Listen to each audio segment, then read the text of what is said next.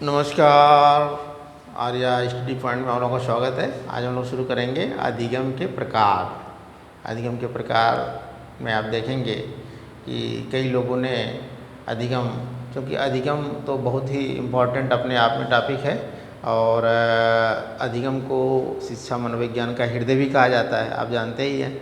और अधिगम मैंने बताया था कि भाई अर्निंग और लर्निंग दोनों का जो है बहुत गहरा संबंध है। जितनी लर्निंग होंगी उतनी अर्निंग होगी। सीखना ही जीवन पर्यंत चलने वाली प्रक्रिया है। जितना हम सीखेंगे उतना ही हम सफल होंगे। सीखने से ही सारी चीज़ें होती हैं हमारे मस्तिष्क का विकास भी सीखने पे डिपेंड करता है। कुछ लोग होते हैं ना क्लास में बहुत लर्न कर लेते हैं, कुछ लोग होते हैं मंदबुद्धि के होते हैं, कुछ लोग औसत दर्जे के होते हैं, तो वो अलग बात है। तो जैसा जिसके कैपेसिटी है वैसा उसकी जो है अपनी क्षमता है, उस हिसाब से वो लर्न करता है। लेकिन हम लोग जानेंगे कि अधिगम को कैसे जो है कितने प्रकार होते हैं। तो अधिगम के प्रकार के बारे में हम देखेंगे कि गैने नामक मनोवैज्ञानिक थे जो अमेरिका के रहने वाले थे। इन्होंने 8 प्रकार से अधिगम को बताया। तो हम लोग देखते चलते हैं अधिगम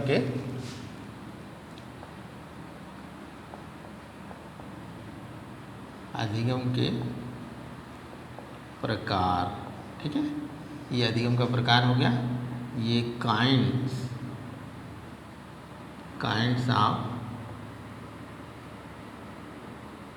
लर्निंग, इसे आप देखेंगे। तो इसको अधिगम के प्रकार किसने दिया, क्वेश्चन आता है। और 8 प्रकार किसने बताया, गैने। कहीं कहीं गैने होगा, कहीं कहीं गैने होता है। गैने नामक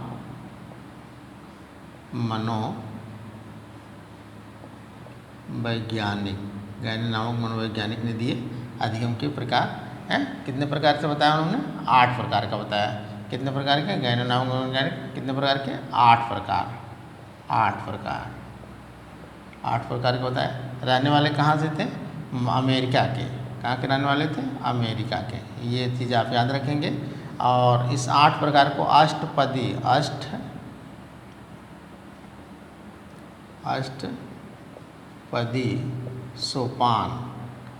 सोपान भी कहते हैं इसको। और इनकी एक पुस्तक थी, कंडीशंस ऑफ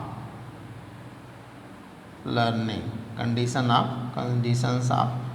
इनकी एक पुस्तक थी कंडीशंस ऑफ लर्निंग। वैसे गैने मनोवैज्ञानिक अमेरिका के रहने वाले थे। और आप देखेंगे उसमें मैंने बताया था थॉर्नडाइक और स्किनर भी अमेरिका के रहने वाले थे। तो इस तरीके से, और इन्होंने जो ये अष्टपदी सोपान दिया था, ये एक पिरामिड प्रकार से दिया था। किसमें दिया था, पिरामिड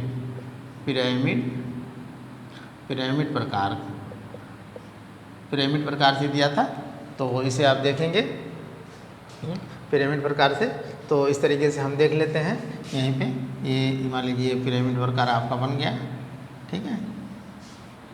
और ये आपका देखेंगे, ये मान लीजिए 1 2 3 4 5 6 7 1 2 3 4 5 6 7 8, ये हो गया।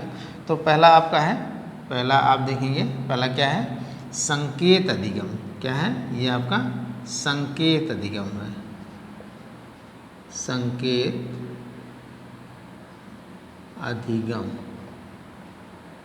अधिगम जिसे कहेंगे सिग्नल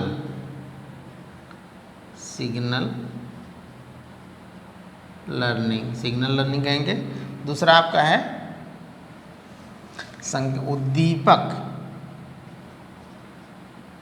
उद्दीपक अनुक्रिया अधिगम। तो इसे क्या आप कहेंगे, स्टिमुलस रिस्पांस SR। मान लीजिए इसको कहेंगे stimulus SR learning, stimulus response learning कहेंगे। और तीसरा आपका श्रृंखला अधिगम। तो इसे आप कहेंगे चेन लर्निंग आप कहेंगे। ये से समझ जाएंगे आप, चेन लर्निंग हो गया आपका। अगला है कि शाब्दिक साहचर्य, अधिगम, अधिगम। तो इसे आप समझेंगे वर्बल एसोसिएशन, VA समझ जाएंगे आप, verbal association learning, learning, verbal association learning हो जाएगा ये। और आपका विभेदात्मक, विभेदात्मक लर्निंग, अधिगम, अधिगम। तो इसको कहें कंट्रोवर्सी, सी लर्निंग, CL कर देंगे इसको, कंट्रोवर्सी लर्निंग। और अगला आपका है विभेदात्मक और संप्रत्यय, संप्रत्यय अधिगम, अधिगम। तो कंसेप्ट लर्निंग, CL, ये भी कंसेप्ट लर्निंग, ये कंट्रोवर्सी है, ये लर्निंग है, ये CL कंसेप्ट लर्निंग हो जाएगा। और फिर नियम, नियम, अधिगम, इसे आप rule principle learning, rule principle learning हो जाएगा। फिर समस्या समाधान, समस्या समाधान अधिगम, अधिगम, ये problem solving learning, PSL, problem solving learning, इसे आप समझ लेंगे। और ये है सरल से कठिन की ओर, क्या है, सरल से कठिन की ओर, ऐसे आप देख लेंगे इसको। और तो यहाँ कोई समझने में आपको दिक्कत नहीं हो रही है, बाकी हम अभी डिटेल में सबको बता रहे हैं कि इसके बारे में क्या क्या है। संकेत अधिगम क्या है, उद्दीपक अनुक्रिया अधिगम क्या है, श्रृंखला क्या है, शाब्दिक साहचर्य, विभेद प्रत्यय मैंने बता दिया। गैनिक नामक मनोवैज्ञानिक अधिगम के प्रकार दिए, जो 8 प्रकार के हैं। अमेरिका के रहने वाले थे, थार्नडाइक और स्किनर भी अमेरिका के रहने वाले थे, जिसे अष्टपदी सोपान भी कहते हैं। कंडीशंस ऑफ लर्निंग इनकी बुक थी, कंडीशंस ऑफ लर्निंग इनकी बुक है, इसे आप याद रखेंगे, इनकी बुक है। और ये पिरामिड प्रकार का था, किस प्रकार का था, जैसे पिरामिड होता है ना, ये पिरामिड प्रकार का भी इसे कहेंगे।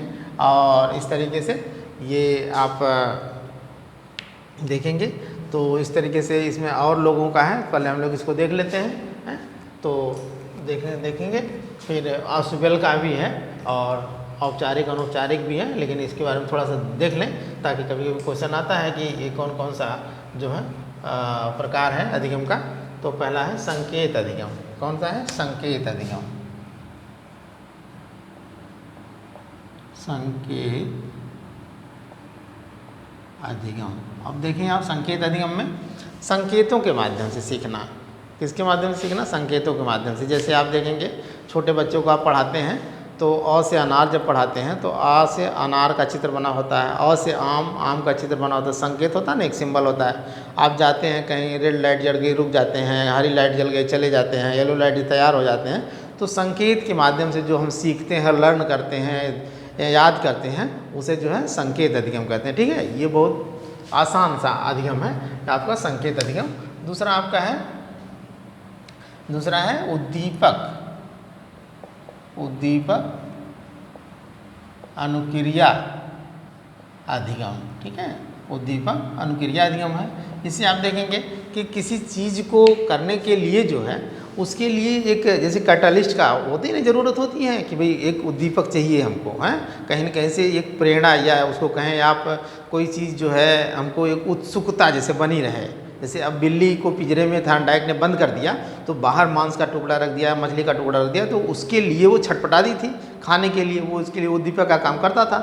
तो इस तरीके से कि उद्दीपक जो है के लिए जो है बच्चा या बालक या व्यक्ति जो है, ये उसके द्वारा जो सीखना, जैसे कि हम कहीं जा रहे हैं और वहाँ हमको जाने के लिए जो है हम टारगेट पहले से बना लिए हैं कि अगर हम वहाँ जाएंगे तो पहले आगे बैठ जाएंगे, तो हमारे मन में एक कंसेप्ट बन गया है कि वो हमारे लिए, तो हमको अच्छे से वो देखेंगे, अच्छे से पूरा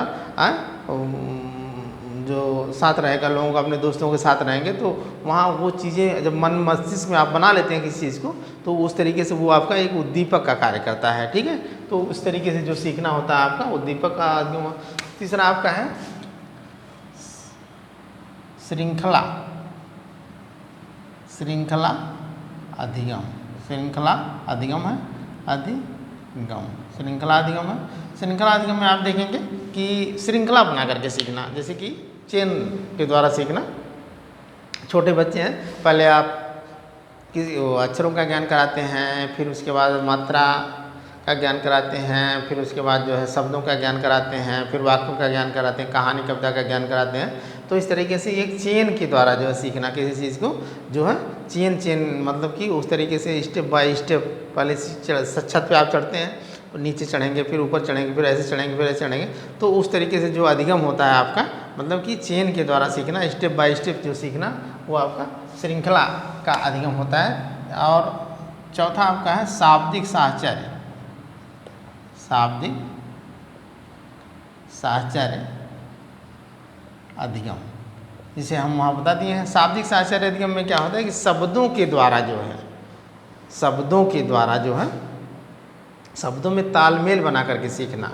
ठीक है, शब्दों के द्वारा जो है शब्दों में तालमेल बना करके सीखना जो है शाब्दिक साहचर्य। शब्दों में तालमेल बना करके सीखना वे कि ये चीज़ हम पढ़े हैं, तो उसके बाद जैसे हमने मान लीजिए सोशल में मान लीजिए अगर भी पढ़े हैं, तो कुछ चीज़ उसकी जो है आपकी हिस्ट्री वगैरह में मिल जाती है। तो इस तरीके से शब्दों का जो एक शब्द हैं जो आपके हैं, तो इस तरीके से उनके साहचर्य बना करके जो अधिगम हम कर लेते हैं, तो वो शाब्दिक साहचर्य अधिगम आपका हो जाता है। पांचवा आपका है शाब्दिक साहचर्य और संप्रत्यय। शाब्दिक साहचर्य, शाब्दिक संकेत, उद्दीपक, श्रृंखला, शाब्दिक साहचर्य, संप्रत्यय, संप्रत्यय अधिगम। संप्रत्यय अधिगम का मतलब कॉन्सेप्ट, इसे A to Z भी कहते हैं। A to Z अधिगम भी इसको कहते हैं। A to Z अधिगम भी किसको कहते हैं कि इस तरीके का अधिगम जो होता है, एकदम किसी चीज़ की बारे में पूरी डिटेल जानकारी जान लें, आप उसके कंसेप्ट को क्लियर कर लें। ठीक है, उसकी कंसेप्ट को आप क्लियर जब कर लेंगे, विधिवत जानकारी जान जाएंगे किसी चीज़ के बारे में, तो वहाँ पे जो है आप उसको समझ जाएंगे। तो इस तरीके से शाब्दिक साहचर्य, ये संप्रत्यय का अधिगम हो गया। और शाब्दिक साहचर्य और ये छूट रहा लग रहा है। संकेत अधिगम, उद्दीपक अनुक्रिया का अधिगम, श्रृंखला अधिगम, शाब्दिक साहचर्य अधिगम, संप्रत्यय का अधिगम और नियम का अधिगम, समस्या समाधान तो साथ ही हो रहा है। तो एक कौन सा छूट रहा है इसमें आपका, ये थोड़ा सा देख लेते हैं। ये छूट रहा है आपका है विभेदात्मक, विभेदात्मक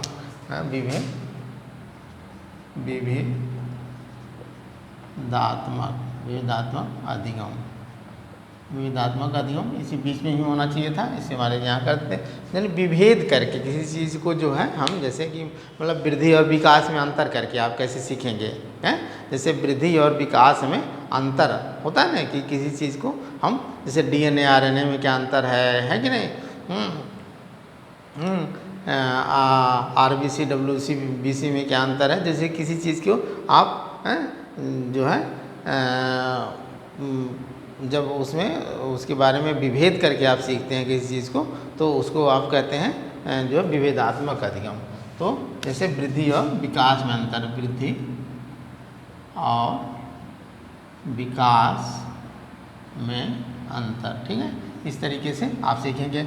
और सातवां क्या है, नियम अधिगम। क्या है, नियम अधिगम। नियम अधिगम, नियम अधिगम है आपका। नियम अधिगम का मतलब किसी चीज़ को आप नियम बना करके सीखेंगे हैं। किसी भाई जैसे आप देखें बहुत सारे नियम हैं, जैसे मान लें आयत का क्षेत्रफल बराबर लंबाई गुणे चौड़ाई, आयत का परिमाप बराबर 2 गुणे लंबाई, मतलब एक नियम जो बन जाता है उसका एक सिद्धांत बन जाता है। न्यूटन का ये नियम है, आर्किमिडीज का ये नियम है। तो जब नियम के तहत हम किसी चीज़ को लर्न करते हैं, जो पहले से बना दिया गया है कि नहीं, इस फार्मूले पे इसको लगाएंगे तो ये सही आएगा, प्लस है तो ये नियम होगा, इधर से जोड़ेंगे, माइनस है तो यहाँ से करेंगे, गुणा है तो यहाँ से करेंगे, भाग है तो यहाँ से करेंगे। चाहे जिस फील्ड में आप जाएँ कि नियम के द्वारा जो अधिगम होता है उसे आप कहेंगे कि नियम अधिगम। और आठवां का समस्या समाधान, समस्या समाधान अधिगम। समस्या समाधान अधिगम में क्या होता है कि भाई समस्या सबसे कठिन अधिगम है आपका, ये समस्या समाधान करेंगे बच्चे। और किसी चीज़ की समस्या है और वहाँ से जब हम सीखते हैं कोई समस्या को लेकर के, वहाँ जो हमारा अधिगम होता है हैं, तो वो जो है समस्या समाधान अधिगम होता है। तो इस तरीके से ये आपके गैने ने 8 प्रकार का अधिगम दिया था। उद्दीपक अनुक्रिया का अधिगम, श्रृंखला का अधिगम, शाब्दिक साचार अधिगम, संप्रत्यय अधिगम, विविधात्मक अधिगम, नियम अधिगम, समस्या समाधान अधिगम। तो इस तरीके से ये आपका हो गया। और इसमें जो है आशुबेल नामक मनोवैज्ञानिक थे। आशुबेल नामक मनोवैज्ञानिक ने 4 प्रकार से नियम दिया था। कितने प्रकार से दिया था? 4 प्रकार से दिया था। पहला आपका है अभिग्रहणात्मक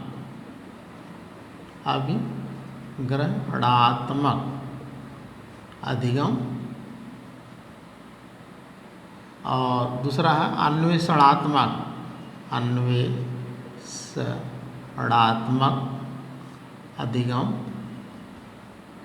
अधिगम। तीसरा आपका है रटकर अधिगम, और चौथा आपका है अर्थपूर्ण अधिगम।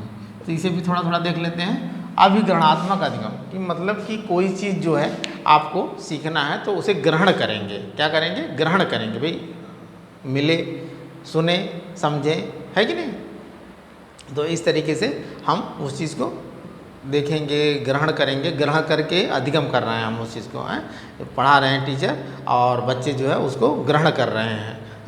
तो इस तरीके का जो होगा, आशुबेल जी ने बताया कि अभिग्रहणात्मक अधिगम में कि कोई व्यक्ति किसी व्यक्ति को या कोई टीचर है किसी बच्चे को, छात्र को बता रहा है तो वो बच्चा ग्रहण कर रहा है, तो इस प्रकार का अभिग्रहणात्मक अधिगम। अन्वेषणात्मक का मतलब कि खोज करके सीखना, और विज्ञान करके सीखें। साइंस वगैरह में इसका ज़्यादा प्रयोग होता है अन्वेषणात्मक अधिगम में कि किसी चीज़ को हम, अब जैसे फोटोसिंथेसिस की क्रिया को करना है, प्रकाश संश्लेषण की क्रिया को करना है, या ऑक्सीजन एक जो है ज्वलनशील गैस है कैसे जानेंगे, तो हम जब खोज करेंगे, अन्वेषणात्मक करेंगे, उसके बारे में जानेंगे। बहुत सारी चीज़ें हैं। हम जब कहीं टूर वगैरह पे जाएंगे, भ्रमण करेंगे, जैसे कि हम भी वहाँ बर्फ़ जमी होती है, जब वहाँ आप जाएंगे देखेंगे पहाड़ों के क्षेत्रों पे तो देखेंगे, तो उस तरीके का अन्वेषणात्मक अधिगम। रटकर अधिगम का मतलब होगा किसी चीज़ को रट कर के सीखना, है कि नहीं? आप जान ही रहे हैं रटन है तो छोटे कक्षाओं में होता है। ये अस्थायी अधिगम होता है, अस्थायी नहीं होता है। अर्थपूर्ण अधिगम ये आपका अस्थायी अधिगम होता है। इसमें जो है कॉन्सेप्ट क्लियर करके बच्चे सीखते हैं। तो ये आपका हो गया। और 2 अधिगम और आपका है। कौन कौन सा है? ये 2 अधिगम और आपका है। औपचारिक अधिगम,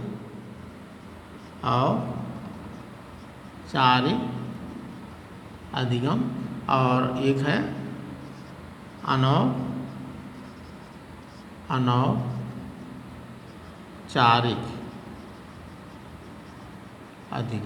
अनौपचारिक अधिगम।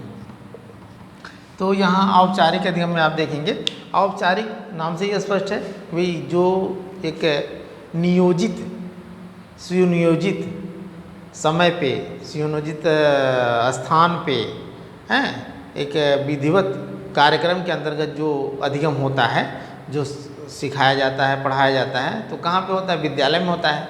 तो ये औपचारिक अधिगम जो आपका विद्यालय में होता है और सुनियोजित तरीके से होता है। उसका एक टाइम फिक्स रहेगा, ये पीरियड आ रहे हैं, मैथ वाले सर आ रहे हैं, ये पीरियड आ रहे हैं जो है साइंस वाले सर आ रहे हैं, ये जो सोशल वाले सर आ रहे हैं। तो उस तरीके का जो अधिगम होता है उसे औपचारिक अधिगम कहते हैं। इसमें पूछता है कि जब एक निश्चित समय में एक नियम के तहत, एक नियम व्यवस्था के तहत जो अधिगम किया जाता है वो कौन सा अधिगम? औपचारिक अधिगम कहा जाता है।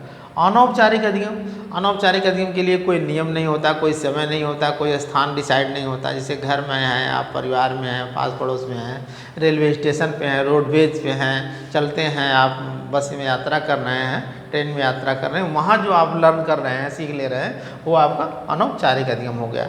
तो इस प्रकार से जो है हमारा अधिगम के प्रकार जो थे आपके क्वेश्चन यहीं कहीं से बनते हैं। जैसे मान लीजिए पहला क्वेश्चन आपका बन जाएगा कि भाई गैने कितने प्रकार बताए, तो 8 प्रकार बताए। गैने कहाँ के रहने वाले थे? अमेरिका के रहने वाले थे। और उनके 8 प्रकार के जो बताए, उन्हें कौन सा सोपान कहते हैं, अष्टपदी सोपान कहते हैं। उनकी पुस्तक क्या नाम था, कंडीशंस ऑफ लर्निंग था, है। तो इस तरीके से ये फिर उनके जो, अब जिसे कहेंगे ए टू जेड अधिगम किसे कहते हैं, तो आप कहेंगे सर्व प्रत्यय अधिगम को कहते हैं, है कि नहीं। अब शाब्दिक साहचर्य मान लीजिए कि अक्षरों का ज्ञान जो है यानी शब्दों को तालमेल बना करके जिसमें सीखा जाता है, शाब्दिक साहचर्य हो जाएगा। इस तरीके से आप इसको समझ लेंगे, बहुत ज़्यादा कठिन नहीं, वही अपने दैनिक जीवन में आप लोग खुद ही पढ़ लिख रहे हैं और उसे समझ रहे हैं। जब हम किसी चीज़ को अपने जो जीवन से, अपने लाइफ से जब उसको जोड़ करके सीखते हैं तो वो चीज़ हमें आसान लगती है बहुत। जो है ये चीज़ जो आपका है, ये हम इसको आप लोग भी एक तरीके से अधिगम कर ही रहे हैं, सीख ही रहे हैं, पढ़ रहे हैं, तैयारी कर रहे हैं, तो ये चीज़ बहुत कठिन नहीं है। इसमें फिर आपका देखेंगे सुबेल जी ने बताया अभिकरणात्मक, अन्वेषणात्मक, रटकर अर्थपूर्ण अधिगम, तो इसमें भी है कि रटकर अधिगम ये बताया। और सबसे ज़्यादा इम्पॉर्टेंट है आपका औपचारिक और अनौपचारिक, ये आपका इम्पॉर्टेंट है। तो इसे आप देख लेंगे कि जो आपका ये मान लीजिए ये विद्यालय में हो गया, इसके याद रखेंगे, ये आपका विद्यालय हो गया, ये आपका परिवार में हो गया, परिवार, पास पड़ोस, हैं, घर, ये सारी चीज़ें हो गई। मतलब इसके लिए जो है एक नियम होता है, इसके लिए क्या होता है, ये नियम होता है, इसके लिए नियम होता है।